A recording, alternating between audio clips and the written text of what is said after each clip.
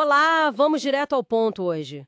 Nossa análise entra a fundo no Brasil colônia, o foco é a expansão para o interior e, claro, a economia do ciclo do ouro. A gente tem aqui relatos da época, tipo o Antonil, documentos oficiais e análises mais recentes. Isso. A ideia é desvendar como essa busca meio frenética por ouro acabou, né, não só mudando o mapa do Brasil, mas também criando conflitos, moldando a sociedade, a administração da colônia. Tenta imaginar a cena, uma corrida assim bem caótica para as Minas Gerais que tinham acabado de descobrir. Uma verdadeira febre do ouro. E o que as fontes contam do comecinho dessa corrida? O jesuíta Antonil, ele descreve uma migração em massa, né? Gente de todo tipo indo para lá. Exato. Portugueses, gente de outras partes do Brasil mesmo, alguns estrangeiros, uma mistura danada de classes sociais, todo mundo atrás da promessa de ficar rico rápido. Mas olha que interessante e talvez até surpreendente. Os documentos mostram que a coroa, no início, foi até meio leniente com o contrabando de ouro. Parece estranho, né? Leniência? Como assim?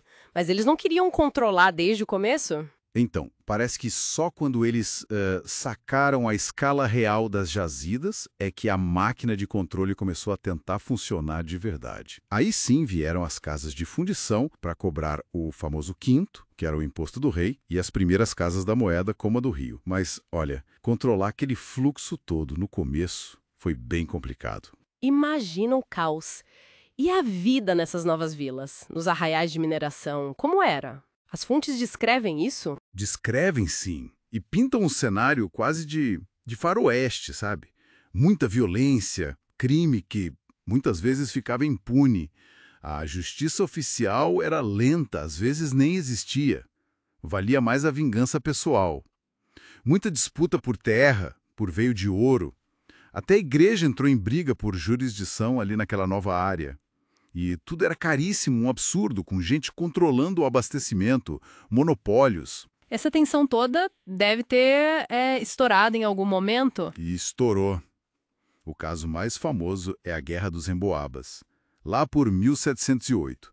Foi basicamente uma briga feia entre os paulistas, que se achavam os donos do lugar por terem chegado primeiro, e o pessoal que vinha chegando de Portugal e de outras partes, os emboabas, como eram chamados de forma pejorativa. Ah, sim. E teve figuras importantes nisso, né? Teve Manuel Nunes Viana, que liderou os emboabas, e o Borba Gato, do lado paulista. São os mais lembrados. E claro, né, a coroa aproveitou a confusão toda para intervir mais e aumentar o controle na região. E tem também aquele episódio horrível do Capão da Traição, um massacre de gente ligada aos paulistas. Foi real, mas os números que contam por aí foram muito exagerados pelos cronistas depois. Falando nos paulistas, os bandeirantes, eles já andavam pelo sertão bem antes do ouro aparecer, né? Não surgiram só por causa da mineração. Colau Barreto, lá em 1602, já mostram eles entrando no sertão faz tempo. Naquela época, era mais para capturar indígenas para vender como escravos. Com o ouro, aí o foco mudou, claro, e eles foram peça-chave na exploração inicial de Minas Gerais e depois em Goiás, Mato Grosso. A vida nesses lugares, tipo Cuiabá, era duríssima. As fontes falam de preços absurdos por comida, roupa, mostrando o isolamento. E eles não ficaram só na mineração, né? Não mesmo. A coroa usou os bandeirantes para outras coisas também. Foram eles que destruíram o Quilombo dos Palmares, liderados pelo Domingos Jorge Velho, e lutaram nas chamadas Guerras dos Bárbaros contra povos indígenas lá no Nordeste. No fim, muitos deles acabaram ficando por lá mesmo, se fixando nas terras que ajudaram a conquistar. Mas é muito fácil a gente focar só no ouro, né? A economia da colônia devia ser mais coisa, imagino. Com certeza, o interior viu a pecuária explodir. Tanto que tem historiador que fala numa idade do couro. O gado dava carne e leite, que era a base da comida, né?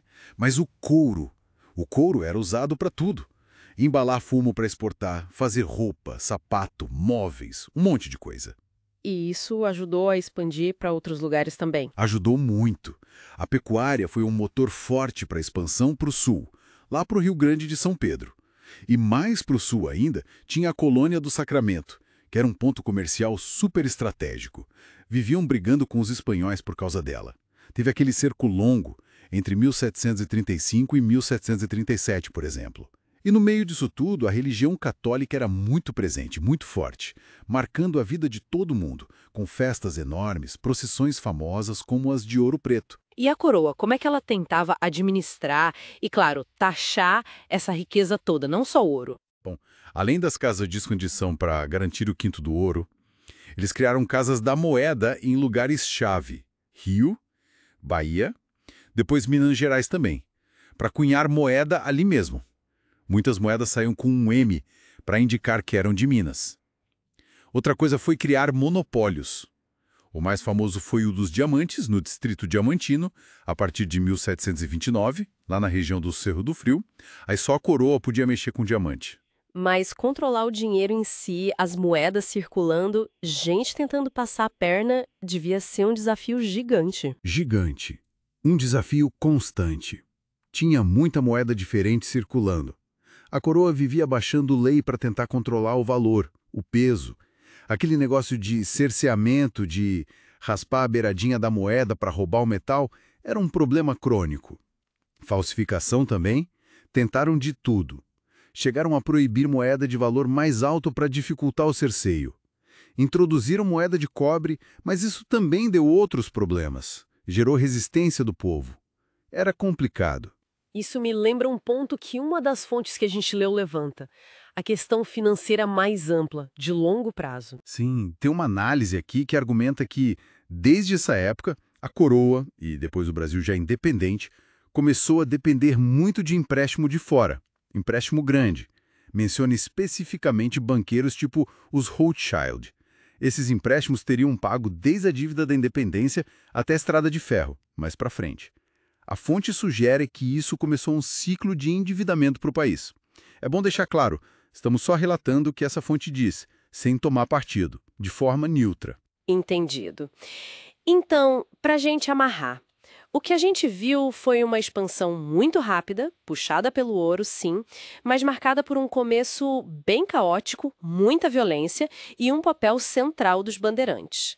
Mas também uma economia mais variada do que a gente às vezes pensa, com a pecuária muito forte e a coroa sempre ali tentando controlar, taxar, nem sempre com sucesso, essa colônia enorme e suas riquezas. Exatamente. E fica talvez uma provocação para quem nos ouve pensar. De que forma será que esse passado de exploração tão intensa de recursos, de ocupação do território de forma rápida e conflituosa, e talvez, como sugere uma das fontes, um endividamento que começou cedo, de que forma tudo isso pode ter deixado marcas nas estruturas sociais, econômicas e até nas desigualdades entre regiões que a gente ainda vê no Brasil hoje? Uma pergunta forte para a gente terminar. Essa foi nossa análise de hoje. Até a próxima! Gostou? Então não se esqueça de curtir, compartilhar e seguir nosso canal para ver mais temas de história como esse.